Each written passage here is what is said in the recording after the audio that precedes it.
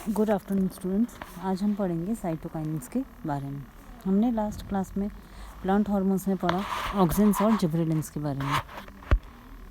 ये दोनों growth promoters हैं, उसी तरह से साइटोकाइनेंस भी ग्रोथ प्रमोटर्स हैं। साइटोकाइनेंस प्लांट में मुख्यतः सेल डिवीज़न के लिए उत्तरदायी होते हैं। हम इनकी डिस्कवरी के बारे में देखेंगे तो सबसे पहले स्कूग ने 1954 में यह रिपोर्ट किया कि वेस्कुलर टिश्यूज़ में एक सब्सटेंस होता है जो कि पिथ सेल्स में सेल डिवीज़न करता है। उसके बाद मिलर ने 1954 में ही सबसे पहले इस सेल डिवीज़न इंड्यूसिंग सब्सटेंस को ऑटोक्लेव्ड हेरिंग स्पर्म डीएनए से आइसोलेट किया, क्रिस्टल बनाया उसके। फिर मिलर एट अल ने 1956 में यह पाया कि ये सब्सटेंस बहुत लो कंसंट्रेशन में भी सेल डिवीज़न के लिए इम्पॉर्टेंट होता है और ये तब भी सेल डिवीज़न कर सकता है जबकि मीडियम में ऑक्सिन्स भी प्रेजेंट हों। लेटर ऑन इसका नाम, इसलिए इस सब्सटेंट का नाम इसके साइटोकाइनेसिस इफेक्ट के कारण काइनेटिन रखा गया। उसके बाद जो काइनेटिन था, इसमें इसका नाम काइनिन सजेस्ट किया गया और उसमें इस तरह से के अनेक सब्सटेंस को रखा गया। बाद में लैंथम ने 1963 में काइनेटिन या काइनिन के लिए नाम साइटोकाइनिन प्रेजेंट किया, जो कि आज के टाइम में सबसे ज़्यादा एक्सेप्टेबल है। काइनेटिन जो है वो प्यूरिन बेस एडेनिन में पाया जाता है, या ये प्यूरिन बेस एडेनिन का डेरिवेटिव है जिसमें 9th पोजीशन पे फर्फ्यूरल पाया जाता है। सभी साइटोकाइनेंस में एक प्यूरिन रिंग पाई जाती है जिसमें कि एक साइड रिंग भी होती है।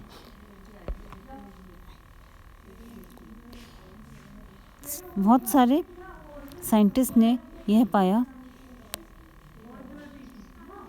कि सब्स्टिट्यूटेड प्यूरिन डेरिवेटिव होता है वो काइनेटिन से भी अधिक इफेक्टिव होता है। स्कूग एंड मिलर ने 1965 में साइटोकाइनेंस को डिफाइन किया और ये बताया कि साइटोकाइनेंस वे केमिकल हैं जो अन्य एक्टिविटी के साथ ही साथ प्लांट ऑर्गन्स में साइटोकाइनेसिस प्रोड्यूस करते हैं। फॉक्स के अनुसार साइटोकाइनेंस सब्सटेंस होते हैं जो कि जिसमें कि 1 हाइड्रोलिक ग्रुप होता है, हाई स्पेसिफिसिटी वाला एडेनिन हाइड्रोलिक ग्रुप होता है और एक लिपोफिलिक ग्रुप होता है। मतलब साइटोकाइनेंस में एक हाइड्रोफिलिक ग्रुप होता है और एक लिपोफिलिक ग्रुप होता है, जो कि हाइड्रोफिलिक ग्रुप जो होता है वो हाई स्पेसिफिटी वाला एडेनिन होता है। उसके बाद ये देखा गया, एक इम्पॉर्टेंट साइटोकाइनिन खोजा गया कोकोनट मिल्क में, कोकोस न्यूसीफेरा में। ये सबसे पहले ओवरबीक एट अल ने इसको डिस्क्राइब किया था। बहुत सारे वर्कर्स ने ये देखा कि कोकोनट मिल्क या काइनेटिन जो है वो बहुत सारे सेल्स में या टिश्यूज़ में ऑक्सिन्स की प्रेजेंस में भी ग्रोथ प्रमोट कर सकते हैं। कोकोनट के एंडोस्पर्म से अनेक प्यूरिन टाइप सब्सटेंस जिनमें कि काइनेटिन प्रॉपर्टी पाई जाती है ढूंढे गए। कैरोलस मिलर ने मेज ग्रेन से हाई साइटोकाइनिन एक्टिविटी वाला एक पार्शियली प्यूरिफाइड सब्सटेंस ढूंढा। लैंथम ने 1963 में इस फैक्टर को क्रिस्टलाइन फॉर्म में प्राप्त किया और इसका नाम जियाटिन दिया। यह माना गया है कि ये प्लांट किंगडम में बहुत वाइडली डिस्ट्रीब्यूट होता है। तो इस तरह से काइनेटिन या साइटोकाइनिन की खोज की। इसका मुख्य कार्य हुआ सेल डिवीज़न। फिर इसका डिस्ट्रीब्यूशन, ये एक फ्री सब्सटेंस के रूप में पूरे प्लांट में पाया जाता है, सीरिन या ट्राइरोसिन टीआरएनए के कंपोनेंट के रूप में या फ्री सब्सटेंस के रूप में। इसकी सबसे ज़्यादा कंसंट्रेशन एम्ब्रियो और फ्रूट्स में पाया जाता है। इसके अलावा इसका मेजर सोर्स ऑफ मैन्युफैक्चर है वो है रूट है। पूरे प्लांट के लिए जो मैन्युफैक्चर होता है साइटोकाइनेंस का वो रूट्स में होता है। बायोसिंथेसिस, साइटोकाइनेंस रूट्स में सिंथेसाइज होते हैं, वहाँ से ये शूट में चले जाते हैं जाइलम टिश्यू के द्वारा। फिर हम इसका बायोएस से देखेंगे। हमने जैसे ऑक्सिन्स और जिब्रेलिन्स में देखा था, अगर इसका बायोएस से देखेंगे तो इसके सबसे जो मुख्य ऐसे है वो टोबैको पिथ कल्चर।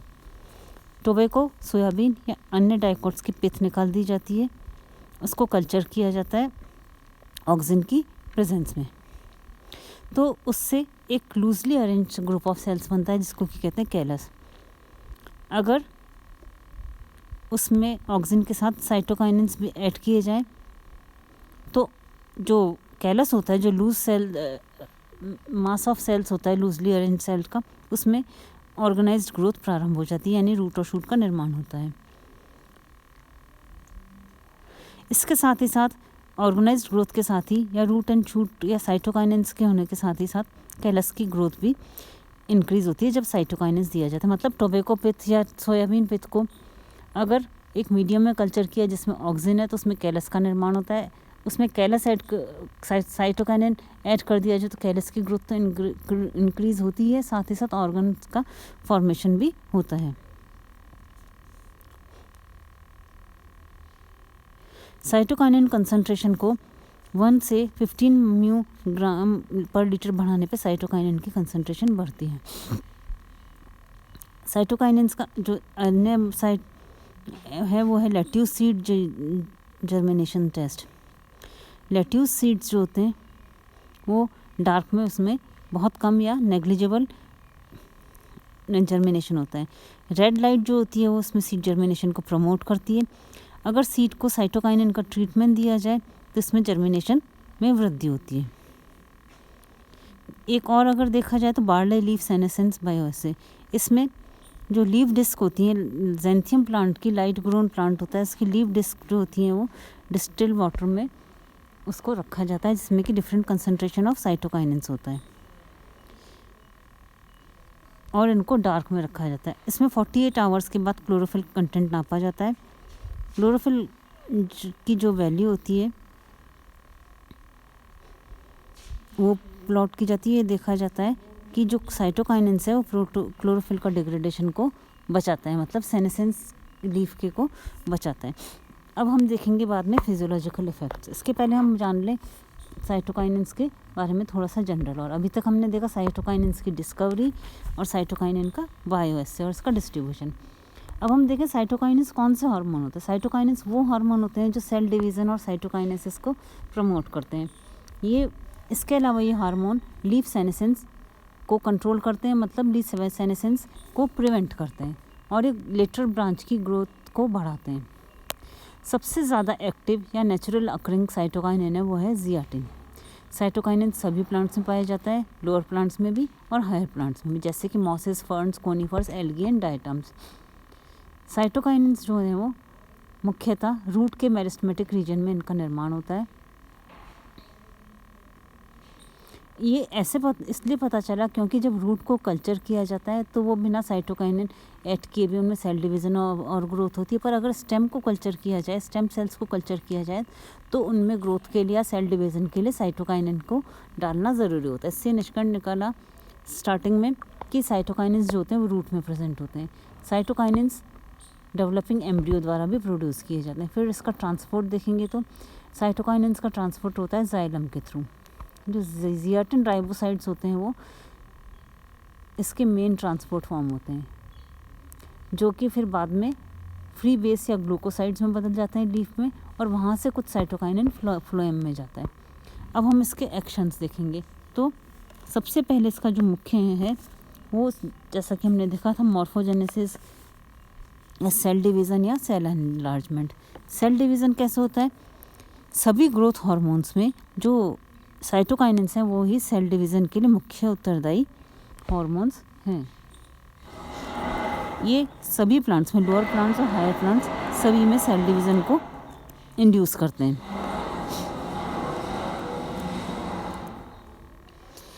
कुछ मेरिस्टेमेटिक टिश्यू तो फिर भी साइटोकाइनेंस के एब्सेंस में और ऑक्सिन्स की प्रेजेंस में बढ़ सकते हैं, पर जो नॉन मेरिस्टेमेटिक टिश्यू हैं हायर प्लांट से, उनको ग्रोथ के लिए ऑक्सिन्स और साइटोकाइनेंस दोनों की ज़रूरत होती है। फिर हम देखें अगर सेल एनलार्जमेंट में भी बहुत से साइंटिस्ट ने ये देखा कि साइटोकाइनेंस जो होते हैं सेल डिवीज़न के साथ ही सेल एक्सपेंशन के लिए भी बहुत इफ़ेक्टिव होते हैं ऑक्सिन्स और जिबरेलिन्स की तरह से।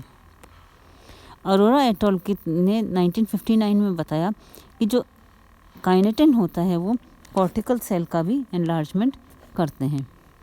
टोबैको रूट्स की जो कॉर्टिकल सेल्स होती हैं वो साइटोकाइनिन्स की प्रेजेंस में अपने नॉर्मल साइज से 4 गुना अधिक बढ़ जाती हैं। कुरैशी ने 1959 में पाया कि काइनेटिन की उपस्थिति में टोटली मैच्योर सेल्स होती हैं उनमें भी एनलार्जमेंट होता है। फिर हम देखें मॉर्फोजेनेसिस। मॉर्फोजेनेसिस जो होता है वो यानी किसी प्लांट में कैलस बनेगा या रूट या शूट बनेंगी, ये कहलाता है मॉर्फोजेनेसिस। मॉर्फोजेनेसिस जो होता है वो ऑक्सिन्स और साइटोकाइनिन्स के इंटरेक्शन के बारे में होता है। सबसे पहले इसके बारे में बताया था स्कूगन मिलर ने 1957 में। उन्होंने टोबैको पिथ कल्चर में ये बताया कि अगर उसमें ऑक्सिन्स ज़्यादा मात्रा में होगा तो रूट्स का निर्माण ज़्यादा होगा, जैसा कि आप यहाँ भी देख रहे हो इस प्लेट में, और अगर साइटोकाइनिन होगा तो शूट का निर्माण ज़्यादा होगा। तो उन्होंने ये देखा स्कूगन मिलर ने कि पिथ कल्चर ऑफ टोबैको में जो बर्ड्स होती हैं अगर काइनेटिन प्रेजेंट होगा तो वो शूट बनाएंगी, और अगर ऑक्सिन एक्सेस में होगा तो वो रूट बनाएंगी। फिर जो बर्ड इनिशिएटिंग इफेक्ट है जो साइटोकाइनिन्स का वो बहुत वाइड स्प्रेड है, हालांकि ये यूनिवर्सल नहीं है। साइटोकाइनिन्स का प्रोडक्शन तो रूट्स के द्वारा होता है, पर साइटोकाइनिन्स जो होते हैं हम देख रहे हैं इसमें कि रूट के फॉर्मेशन को इनहिबिट करते हैं। ऐसा क्यों होता है? क्योंकि अगर मीडियम में साइटोकाइनिन्स जाएँ तो रूट के लिए इनका लेवल हो जाए सुप्रा ऑप्टिमल हो जाता है, मतलब ऑप्टिमम लेवल से बहुत ज़्यादा हो जाता है, इसलिए पिथ कल्चर में रूट्स का प्रमोशन को प्रमोट नहीं करते। इसके अलावा साइटोकाइनिन्स इंटरफेसिकुलर कैम्बियम का भी निर्माण करते हैं। साइटोकाइनिन्स के अन्य मॉर्फोजेनेटिक फंक्शंस हैं, वो प्लास्टिड बनाते हैं प्रोटोप्लास्टिड से, और ट्रैकिड्स का लिग्निफिकेशन करते हैं और पार्थिनोकार्पी भी प्रोड्यूस करते हैं। तो हमने इसके फिजियोलॉजिकल इफेक्ट देखे, सेल डिवीज़न, सेल एनलार्जमेंट और मॉर्फोजेनेसिस। मॉर्फोजेनेसिस में क्या होता है? प्लांट टिश्यू कल्चर में साइटोकाइनिन्स कैलस की ग्रोथ के लिए आवश्यक होता है। कैलस क्या होता है? एक अनडिफरेंशिएटेड मास ऑफ सेल्स होता है। फिर हम देख रहे हैं मीडियम में अगर कैलस है, ऑक्सिन है और साइटोकाइनिन नहीं है तो कैलस डिफरेंशिएशन कैसे हुआ? बहुत लिटिल ग्रोथ हो गई। फिर कैलस, ऑक्सिन और साइटोकाइनिन तीनों हैं तो कैलस की ग्रोथ बहुत अच्छी हुई, पर वो अनडिफरेंशिएटेड हुआ। फिर हम ratio of auxin and cytokinin है वो कैलस से ऑर्गेनाइजेशन के लिए इम्पॉर्टेंट होता है, ऑर्गन फॉर्मेशन के लिए इम्पॉर्टेंट होता है।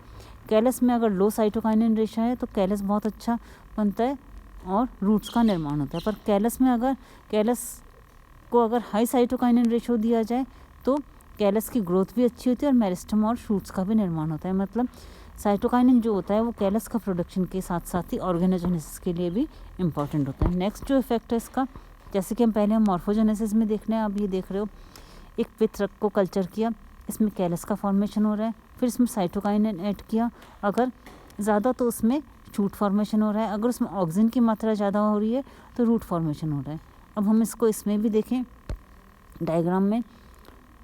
एक्सप्लांट है, एक्सप्लांट क्या होता है? ऐसा प्लांट पार्ट होता है जिसको कि आर्टिफिशियल मीडियम में ग्रो किया जाए। यहाँ न्यूट्रिएंट एगर मीडियम है, उसमें एक्सप्लांट रखा है, इसमें अगर ऑक्सिन की मात्रा बहुत कम है और काइनेटिन की मात्रा भी कम है तो इसमें कोई भी ग्रोथ नहीं हुई। पर अगर इसमें फिर ऑक्सिन की मात्रा बढ़ा दी गई और काइनेटिन की मात्रा बहुत कम है तो थोड़ी मात्रा में कैलस ग्रो किया।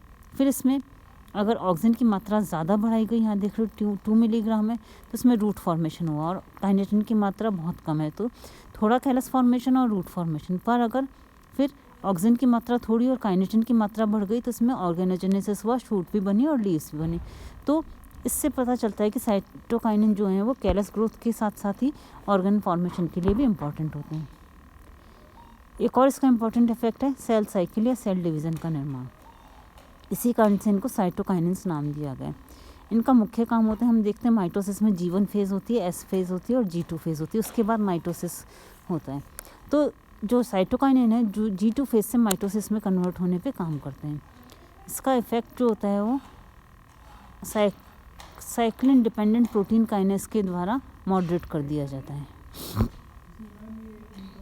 फिर बड डेवलपमेंट अगर देखें तो जो साइटोकाइनिन्स है उसकी डायरेक्ट एप्लीकेशन से एक्सिलरी बट का निर्माण होता है।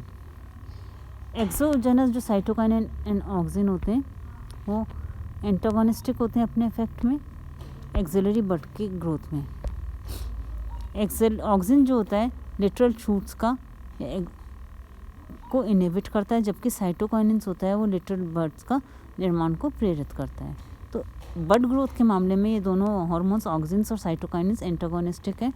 ऑक्सिन्स एपिकल बड को प्रमोट करता है और एक्सिलरी बड को इनहिबिट करता है, जबकि साइटोकाइनेंस जो होते हैं वो एपिकल बड को इनहिबिट करते हैं और लेटरल बड्स को प्रमोट करते हैं। इसका ये इफेक्ट को counter action of apical dominance भी कहा जाता है, क्योंकि साइटोकाइनेंस जो होते हैं वो एपिकल डोमिनेंस का जो इफेक्ट होता है हमने देखा था ऑक्सिन्स में एपिकल डोमिनेंस। एपिकल डोमिनेंस क्या होती है? जब एपिकल बड की प्रेजेंस में लेटरल बड्स का निर्माण रुक जाता है। हम देखते हैं अगर किसी प्लांट की टिप को तोड़ दिया जाए तो उसमें लेटरल बड्स का निर्माण ज़्यादा होता है, क्योंकि एपिकल बड्स में जो ऑक्सिन होते हैं वो सारे के सारे न्यूट्रिएंट को अपनी ओर कर लेते हैं, जिससे कि लेटरल बड का निर्माण कम होता है और एपिकल बड को तोड़ते ही लेटरल बड्स का निर्माण हो जाता है। अगर साइटोकाइनेंस को लेटरल बड से कुछ दूरी पे कुछ मिलीमीटर दूर रख अप्लाई किया जाए तो वो इनफेक्टिव होते हैं, जबकि उनको उनकी टिप पे अप्लाई किया जाए अगर साइटोकाइनेंस को लेटरल बड्स पे तो उनमें उनका ज़्यादा निर्माण होता है। तो अगर एपिकल डोमिनेंस में या लेटरल बड्स पे साइटोकाइनेंस को डायरेक्ट अप्लाई किया जाए तो लेटरल बड्स का निर्माण बढ़ता है और एपिकल डोमिनेंस का प्रभाव कम होता है। नेक्स्ट हम पढ़ेंगे डिले ऑफ सेनेसेंस नेक्स्ट